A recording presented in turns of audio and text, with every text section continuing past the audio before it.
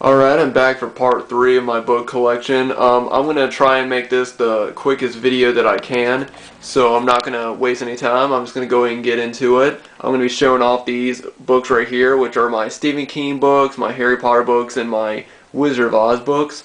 Before I do that, though, I'm going to show off this one book that I forgot to show during my music book, and it is this Rolling Stones 50th anniversary book, and it's basically just a collection of tons of photographs taken throughout, their career, like some photos from 1962 up until their,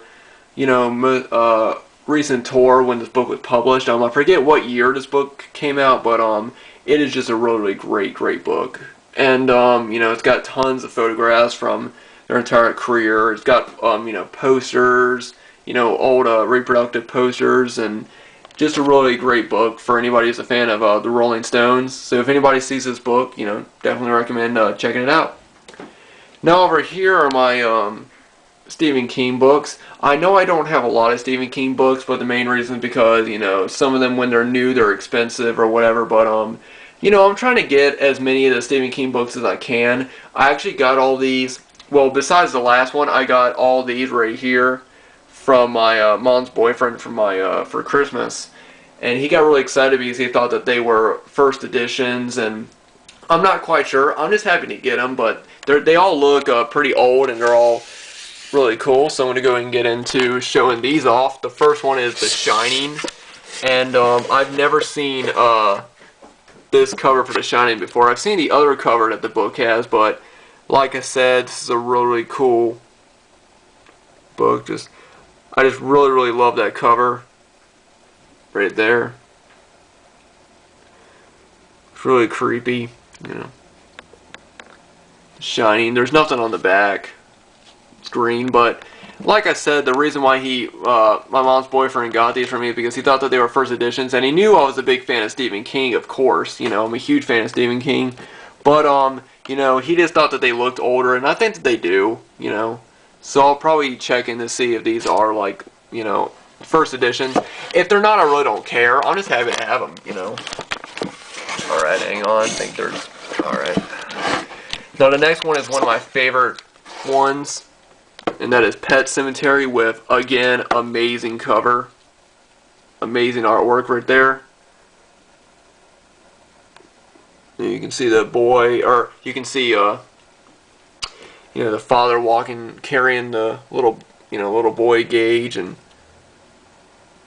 there's graveyard, and of course, cats, church. Yeah, I absolutely love this cover art for it. I don't think there's nothing on the back of any of these, but yeah, I think that this is probably my favorite artwork for the book. Really cool. And the last one is the last one that he got me, is Cujo. This one's got alright artwork. It just has his mouth on it, but pretty good. I have not read this one. I have seen the movie though, and it's a really good one, so I'll probably end up getting this sometime. And now this one was a present from one of my aunts. I think it was a couple of years ago. I've had this for a few years, but it's Hearts in Atlantis. I have not read this yet, but it just, it looks pretty good, like I said. And the last thing, which is a book that I have read some of it, it's his Nightmares and Dreamscapes, which is basically a short story collection. I really love that artwork of the scarecrow in the middle of the street. Something about it is just, just looks creepy. I kind of have a thing for scarecrows. I really enjoy watching horror movies about scarecrows killing people, or people being trapped in the cornfield. I don't know. I just really like scarecrows for some reason in horror films or books, But this is just, this has got some pretty good short stories in it. So that's my small Stephen King collection. Now down here, I'm not gonna take any of these out because I'm sure all you guys have seen these, but these are just all 7 of the Harry Potter books. The first 2 you can't really see right now, it's kind of dark, but I have the first 2 in really small editions. I'll show you the first one. The first one got pretty good cover art, but yeah, like I said, really small edition. There's sort of Voldemort running into the things. I'm a big fan of the Harry Potter series. I really love the movies. I know that, some people they like Harry Potter, some people they don't. I do. I'm not a huge fan of it or anything, but I mean, I just really enjoy the Harry Potter series. So there's all 7 of the books. Surprisingly, I have not seen all the movies yet, so I need to get onto that. And this next thing, I actually found this book with the Jim Morrison book, the poetry book that I showed you guys, the Lost Writings, and I found them both in a dumpster.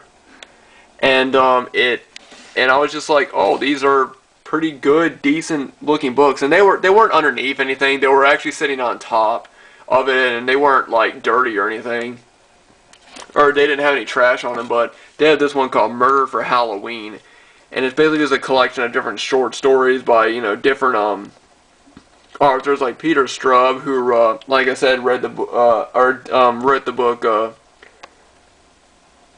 what's it called, Shadowland, and several other ones. I haven't read this all the way through, but it's got some pretty good stories. It also has it sort of boasts on it that it has a story by Edgar Allan Poe. And at first I thought it was like an exclusive, like a story that he wrote just for the set, but it's not. It's actually where is it? The Black Cat. It's got, this is a list of all of the short stories that are in the book. I know you guys can't really see it, so there's really no point in me showing you, but I just thought I'd, most of them are Halloween related. But, yeah, it's got The Black Cat in it by Edgar Allan Poe, which I was a bit disappointed because I was kind of hoping that it would be like a new story that he wrote just for that book that I just haven't read yet, but... And now down here are my Wizard of Oz books. Now, as you guys know, I'm a huge fan of the Wizard of Oz. I've done videos showing off my collectibles, and I also have been trying to get as many books of it as I can. The first book I'm going to show off is the Land of Oz right here, and I have this displayed because this is actually one of the a very older edition. I think this cost my mom like $80, and the artwork on it is just amazing.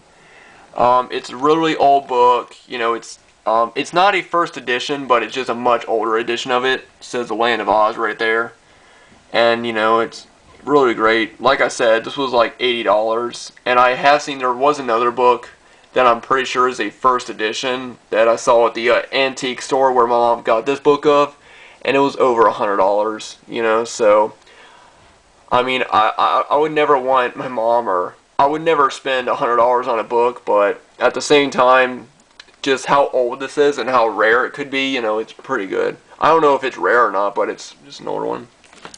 And now, like I said, I'm not going to show off all these, but these are just some of the reprints of the, stories. The original from the first 14 novels written by L. Frank Baum. I don't have them all, and I've been trying to get them all, but, these are just reprints of all of his books when they were reprinted. The first one is, of course, The Wonderful Wizard of Oz. That is the 100th anniversary edition, which came out in 2000, I think. So it's much older now. And then I have The Road to Oz, The Emerald City of Oz, The Lost Princess of Oz, The Magic of Oz, and Glinda of Oz, which is the 14th and last novel. Like I said, I'm always interested in getting up more books.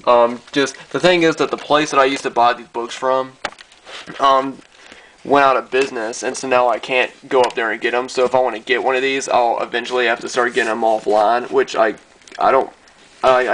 I don't mind that. I just would prefer getting them, from a bookstore, and they're really good.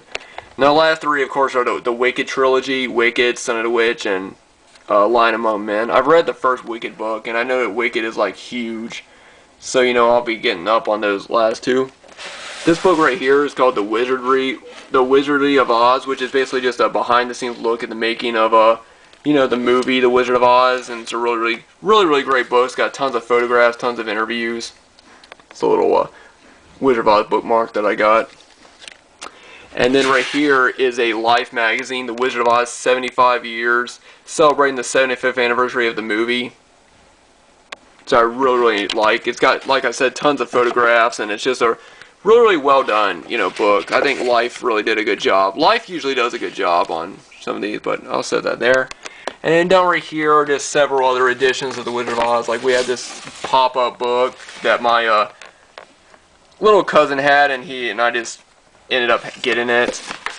You know, then there's different editions of it. Like I said, I know it's kind of dark and you guys can't really see anything, but I'm just trying to show off as many as I can. You know, then we have this one. Most of these you can get, you know, at anywhere. This is a much older edition of the book, which is why I kept it sealed up. Or I kept it in plastic. But like I said, it has tons of them all the way down. Different ones. There's the graphic novel version. Like I said, I'm trying not to show them all off. And then down here are books that I don't have, like in big book, or in a hardback form. The first one is The Marvelous Land of Oz, which is the same as that book right there. I have that. And then I have Ozma of Oz, The Road to Oz, and Rinkatink of Oz. In Oz, I have no idea how to pronounce that. And then Dorothy and the Wizard of Oz. And then I have this copy of it, and then several other, like, I have like smaller, like little, you know, editions of the book. That goes all the way down here. Alright, and this is a book I got when I went to go see Michael Jackson's This Is It. This is just a book that it comes with. It's a really, really great book. Got tons of photographs, you know, his last, you know, rehearsals for his final tour. It's a really good one. Some more small little Wizard of Oz. And the last three things I'll show off, these are like little Christmas book things that I have. You know, I have tons more books. I actually have a much bigger edition of the Night Before Christmas. I have it in like a really cool anniversary edition, which I'm not going to show off now. I think I have shown those books off around Christmas time, so if you want to see those. And the last thing I'll show off is Christmas Classics little book set, which comes with The Night Before Christmas, the Fir Tree, the Nutcracker, and Christmas Carols. Yeah.